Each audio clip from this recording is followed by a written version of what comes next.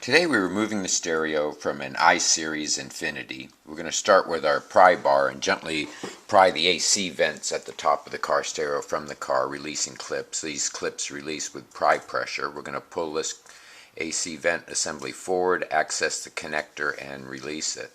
There are two exposed screws for removing the vent, and we're going to remove those.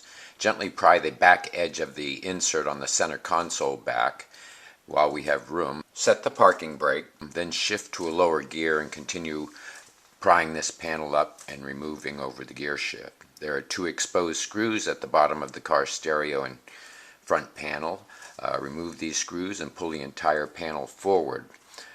Start at the top, releasing connectors, and pull the car stereo, the AC controls, and the pocket forward. Hope this video has been helpful. Please subscribe, and thank you for watching.